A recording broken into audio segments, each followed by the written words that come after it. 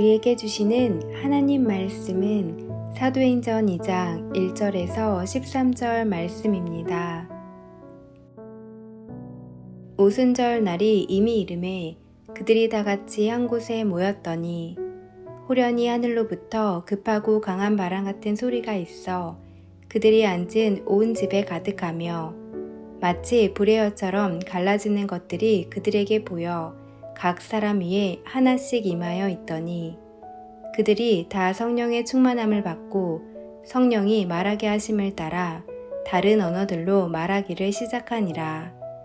그때에 경건한 유대인들이 천하 각국으로부터 와서 예루살렘에 머물러 있더니 이 소리가 나매 큰 무리가 모여 각각 자기의 방언으로 제자들이 말하는 것을 듣고 소동하여 다 놀라 신기하게 여겨 이르되 보라, 이 말하는 사람들이 다 갈릴리 사람이 아니냐. 우리가 우리 각 사람이 난 곳 방언으로 듣게 되는 것이 어찌 됨이냐. 우리는 바데인과 메데인과 엘람인과 또 메소보다미아, 유대와 갑바도기아, 본도와 아시아, 부르기아와 밤빌리아, 애굽과 및 구레네에 가까운 리비아 여러 지방에 사는 사람들과 로마로부터 온 나그네 곧 유대인과 유대교에 들어온 사람들과 그레데인과 아라비아인들이라. 우리가 다 우리의 각 언어로 하나님의 큰 일을 말함을 듣는도다 하고 다 놀라며 당황하여 서로 이르되 이 어찌 된 일이냐 하며 또 어떤 이들은 조롱하여 이르되 그들이 새 술에 취하였다 하더라.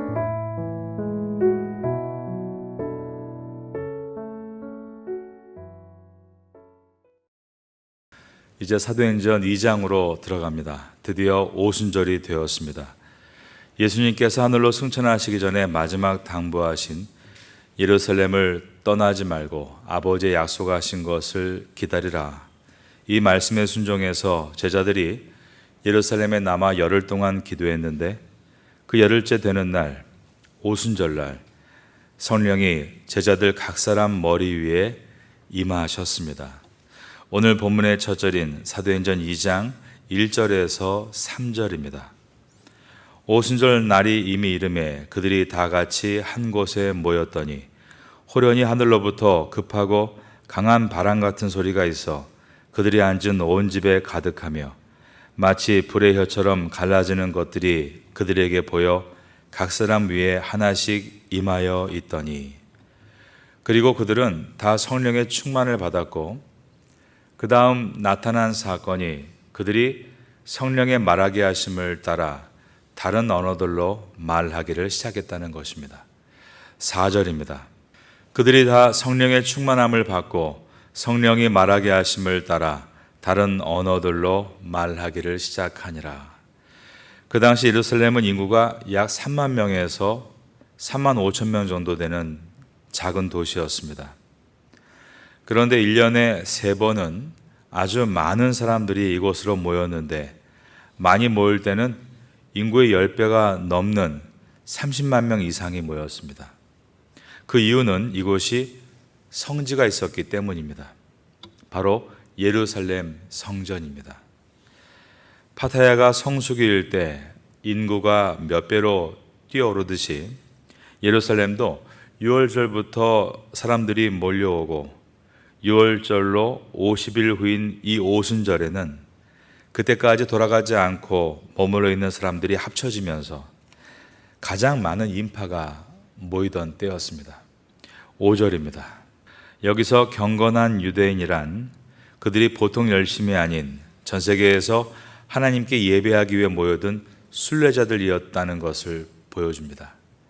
그런데 이 수많은 사람들 사이에서 소동이 일어났습니다. 그 이유는 예수님의 제자들 때문입니다. 6절입니다.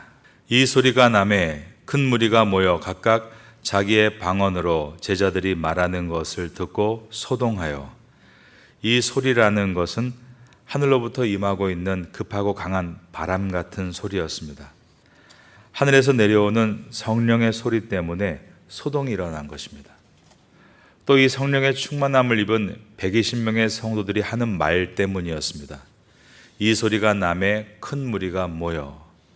하늘로부터 임한 급하고 강한 바람 같은 소리 때문에 사람들이 모여들었고 각각 자기의 방언으로 제자들이 말하는 것을 듣고 자기들이 사는 지역 언어를 예수님의 제자들이 구사하는 것을 들으면서 또 한 번 놀란 것입니다.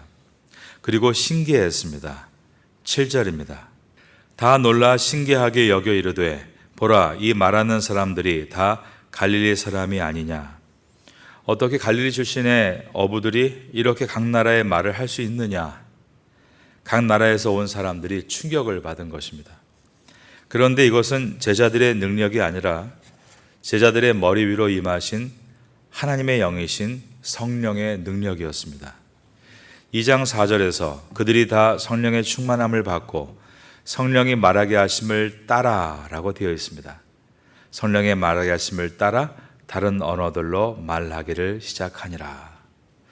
여기에서 성령이 말하게 하심을 따라 영어 성경은 As the Spirit enabled them 이라고 되어 있습니다. 성령께서 가능하게 하심을 따라라는 뜻입니다.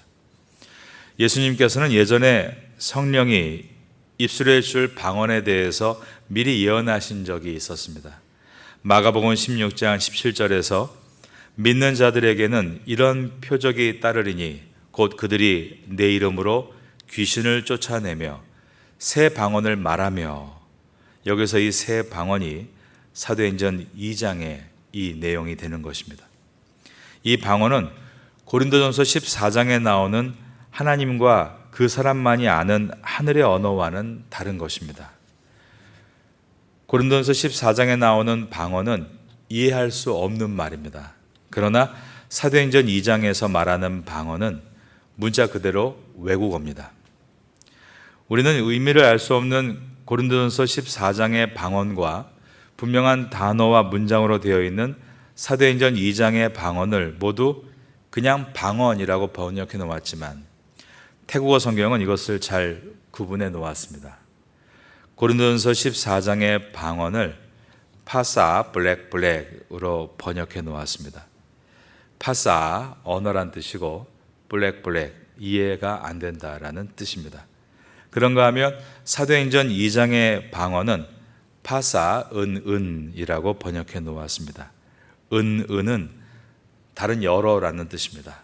그러니까 파사 은 다른 여러 나라 말이란 뜻입니다.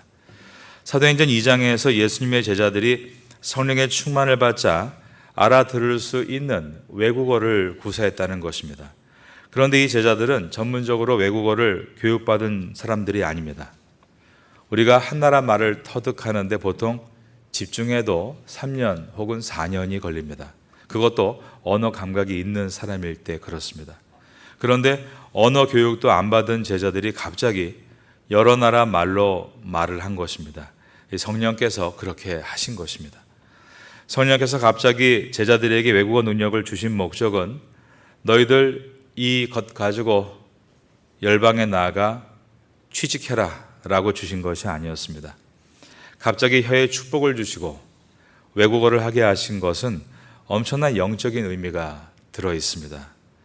이것은 바벨탑의 저주를 풀어주신 사건입니다. 원래 인류의 언어가 하나였습니다. 노아의 홍수 이전 시대까지 언어가 하나였고 홍수 이후에도 노아의 한 가족에서 시작된 인류는 하나의 언어를 사용했습니다. 그런데 언어가 하나이던 것이 여러 언어로 흩어지게 된 이유가 인간이 하나님께 언어를 반역의 도구로 사용했기 때문입니다. 인간의 문명이 굉장히 발달하고 있을 때였습니다. 인간은 말하기를 야, 우리가 못할 게 뭐냐?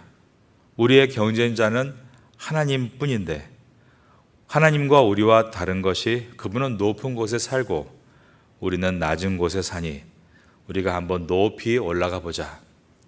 사람들은 자신들이 자랑하는 첨단 기술로 구름 위로 뚫고 올라가는 탑을 쌓으려고 했습니다. 바로 바벨탑의 도전입니다. 인류 문명의 목적은 하나님과 같이 되는 것이었습니다.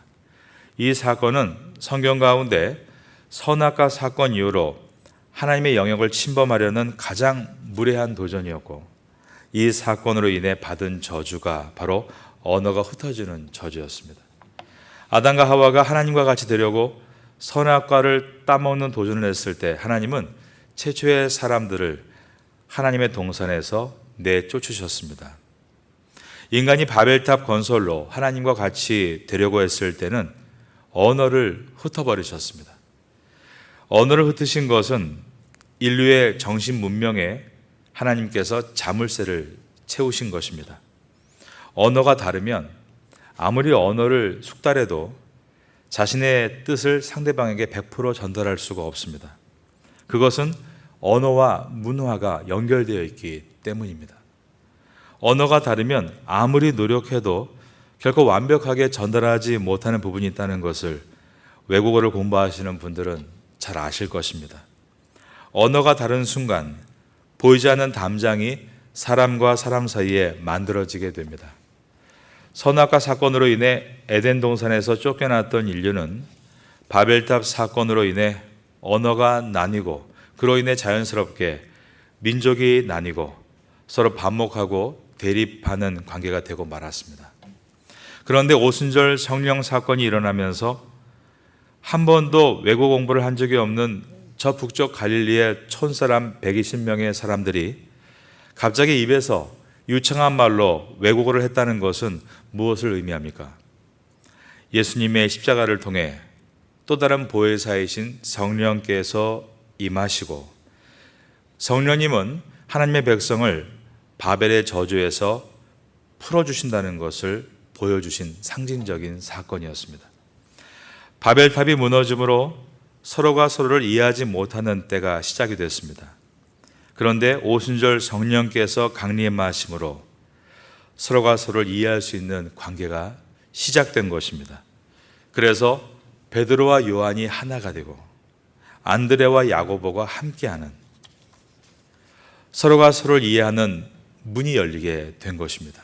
더 나아가 다른 모든 나라 사람들도 이해하고 열방을 향해 나아갈 수 있는 문이 열리게 된 것입니다. 바벨탑은 사람들을 흐트러뜨리게 했는데 오순절은 사람들을 하나로 모았습니다. 바벨탑을 위로 쌓은 것은 인간을 높이려는 사건이었지만 오순절 성령께서 임하신 사건은 인간이 주님 앞에 무릎 꿇고 하나님을 높이는 사건이었습니다. 바벨탑은 저주를 불러왔지만 오순절은 축복을 가져왔습니다. 바벨탑은 하나님을 향한 반란이었지만 오순절은 하나님을 향한 전적인 순종이었습니다. 하나님은 바벨탑의 저주를 이처럼 오순절 성령의 사건으로 풀어주신 것입니다. 그러므로 인류가 하나 될 수 있는 힘은 오직 성령의 역사로만 가능한 일입니다. 여러분의 모든 관계도 성령께서 역사하실 때 풀어지고 해결될 수 있는 줄로 믿습니다. 우리 조국 대한민국이 북한과 하나 될 수 있는 방법도 오직 성령의 사람들이 남한에도 있고 북한에도 있고 함께 성령의 충만을 받을 때만 열려질 것이라고 저는 믿고 있습니다. 우리 조국의 각 분야에서 성령의 사람들이 나타나게 될 때, 그들이 교류하게 될 때입니다. 그렇게 교류하게 될 때 무너진 관계 속에서 다리가 되어짐으로 하나 될 수 있게 되는 것입니다. 하나님의 영이신 성령께서는 그날 우리가 하나라는 것을 상징적으로 보여주시기 위해 제자들의 혀에 지역 언어 15개 이상을 부어주셨습니다.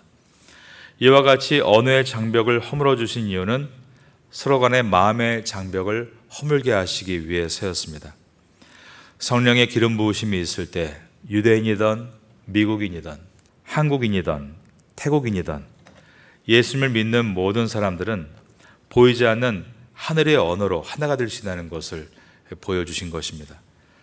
저는 실제로 태국의 청소년들과 한국의 청소년들이 선교 현장에서 말이 안 통하면서도 함께 부둥켜 안고 하나가 되어 울며 기도하는 것을 자주 보았습니다.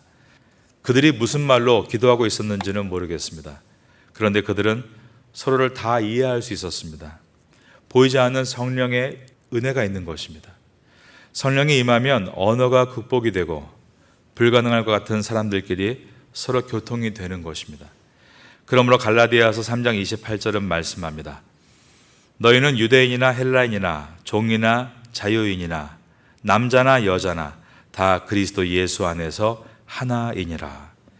성령의 임재 사건은 국경을 넘어 언어의 장벽을 넘어 우리가 복음을 들고 뻗어나가야 함을 보여준 사건입니다. 성령께서 열방의 언어를 열어주신 것은 우리에게 맡겨주신 열방 선교의 사명이 얼마나 큰 것인가를 보여줍니다. 한국 사람은 사실 너무 민족 중심적입니다. 대한민국은 있는데 세계가 없습니다. 우리가 조금 더 이타적이 되어야 합니다.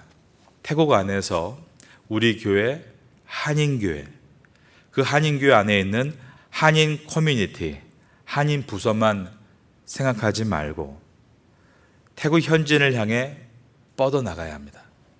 태국을 넘어 아시아의 복음을 위해서 뻗어나가야 합니다. 더 나아가 아시아의 이웃 중동을 비롯해서 전 세계의 복음을 위해서 뻗어나가야 하는 것입니다. 그런데 오늘 본문에서 자세히 보아야 될 것은 제자들이 눈을 들어 땅끝으로 가기 전에 땅끝이 제자들에게 왔다라는 것입니다. 5절을 보겠습니다. 그때의 경건한 유대인들이 천하 각국으로부터 와서 예루살렘에 머물러 있더니 사도들이 땅끝으로 가려고 한 발자국을 떼기 전에 땅끝이 이미 그들에게 와 있었습니다. 하나님이 땅끝을 모아주신 것입니다. 저는 우리가 사는 이 파타야와 라용과 시라차와 촌부리 지역을 볼 때 정말 이 사도행전의 은혜를 느낍니다. 수많은 인종이 이곳에 전부 모여 살고 있습니다. 제가 한 25년 전에 파타야 지역으로 휴가를 와서 관광지를 돌아볼 때면 사회자가 인사말을 할 때 영어, 중국어, 일본어, 한국어로 인사를 했습니다. 그런데 지금은 영어, 중국어, 일본어, 한국어, 거기다 러시아어, 베트남어까지 합니다. 언젠가 베트남어로 사회자가 인사를 하니까 베트남 사람들이 벌떡 일어나면서 그렇게 좋아하는 것이었습니다. 이 지역으로 땅끝이 계속 몰려오고 있는 것입니다. 이곳 공장들에도 땅끝이 몰려와 있습니다. 버마 사람, 라오스 사람, 캄보디아 사람들이 있습니다. 제가 버마 카렌족에게 가서 성경을 가르치려고 수년간 다닐 때 메소까지 10시간, 메소에서 노포 난민촌 캠프라는 곳까지 10시간, 20시간을 가야 했습니다. 그런데 지금 저희 교회에서 청소를 하고 계시는 쿤 다우라는 분이 바로 그곳 메소에서 온 분입니다. 여러분 사업장에도 귀한 버마 카렌족 사람들이 많이 일하고 있을 것입니다.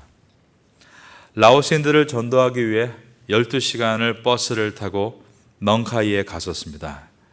거기에서 일주일 비자를 받고 위양잔으로 들어갑니다. 그런데 여러분 사업장에 그 귀한 라오스 사람들도 있으실 겁니다. 1997년 독재자 폴포트가 망명하고 캄보디아의 문이 열렸을 때 킬링필드, 말 그대로 죽음의 기운이 있는 그 땅에 아라냐프라텟에서 국경을 통과해 비포장도로로 1시간을 달려서 먼지를 가득 머금고 영광신학교 솔트앤라이트라는 곳에 가서 성경을 가르쳤던 일이 있습니다. 그런데 그 귀한 캄보디아 사람들도 여러분의 사업장에 와 있을 것입니다. 하나님이 땅끝을 우리에게 보내주신 것입니다. 오늘 사도행전 2장에 나타난 외국어 방언은 단순한 언어의 기능이 아니었습니다.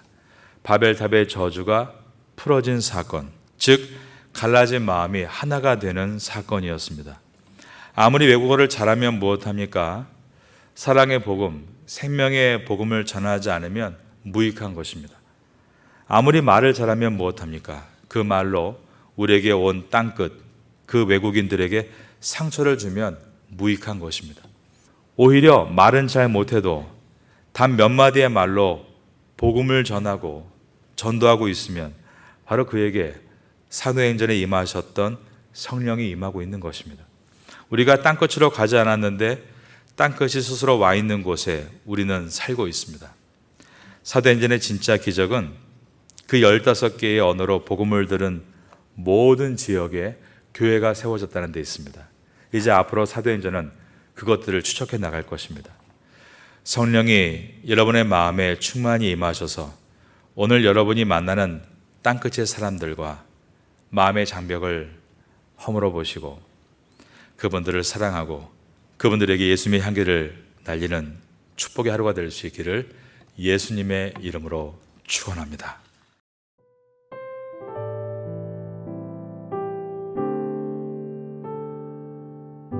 지금은 함께 기도하는 시간입니다. 6월의 공동 기도 제목은 첫째, 하루의 첫 시간을 기도로 시작하게 하소서. 둘째, 직장에서 학교에서 기도로 시작하게 하소서. 셋째, 예레미야 애가와 사도행전을 통해 기도의 능력을 배우게 하소서. 넷째, 6월 13일 구역장 1일 수양회를 통해 기도에 불이 붙는 은혜를 허락하소서. 말씀을 붙잡고 기도하는 귀한 시간 되시기를 소망합니다.